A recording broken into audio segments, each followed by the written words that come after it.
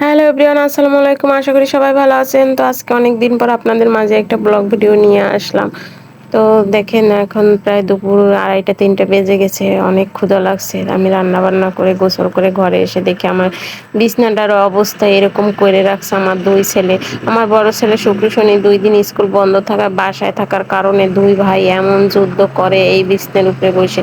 সেই যুদ্ধ থামাইতে থামাইতে আমি কবে যেন একদিন শহীদ হয়ে যাবো, আমি কইতে পারি না কিছু। এই বিছনার অবস্থা এরকম করে রাখছে। আমি সকালে উঠে বিছনার সব গুছগাছ করছি, 2টা 3 পিস মানে মেশিনে টানছি, তারপরে আমি রান্না করতে চলে গেছি। তো আইসে দেখি বিছনার এইরকম অবস্থা করছে। তো কি আর করার, এরকম অবস্থা দেখে তো আর ভাত খাইতে বসা যায় না। প্রচুর ক্ষুধা লাগছে। তারপর ভাবছি যে বিছনাটা গোছ করে তারপরে খাইতে বসবো।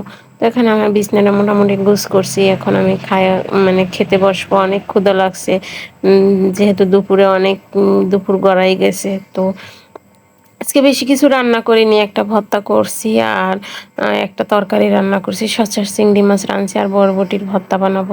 এই ভর্তাটা আমি এখন শুধু ম্যাশ করে নিব। এটা বাটনা পিস নিতে খুব সহজে আমি ম্যাশ করে নিব, কোনো ঝামেলা নেই। এটা মানে কোনো হাত ঝালার ভয় নেই, মরিচ লাগে না হাতে, সুন্দরভাবে খুব সহজে ভর্তা করা যায় এই বাটনা পিস নিতে। আমি এটা নিয়েছি হুমায়ুন স্মার্ট পেজ থেকে। তাদের নাম্বার এবং পেজের নাম স্ক্রিনে দিয়ে দিলাম। আপনারাও চাইলে এই সুন্দর জিনিসটা নিয়ে এভাবে ভর্তা করে খেতে পারেন। মানে এত সহজ ভর্তা করা, কি আর বলবো। দেখেন আমি এখানে সুন্দরভাবে এই বাটনা পিষনি দিয়ে ভর্তা করে ফেলাইছি। এখন খুব দ্রুত তাড়াতাড়ি ভাত খাইয়ে নিতে পারবো, কোনো ঝামেলা নেই।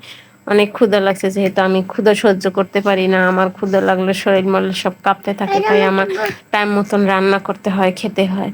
যতই কাজ থাকুক আমি তাড়াতাড়ি টাইম মতন রান্না করে খেয়ে নিই। দেখেন আমি আমার ছোট ছেলেটারে নিয়ে এখন ভাত খাবো। বড় ছেলে গেছে গোসল করতে, ও আসলেও একা একা খেয়ে নেবে না। আমাদের যেহেতু বেশি খিদে লাগছে, আমি খাইয়ে নিচ্ছি এখন।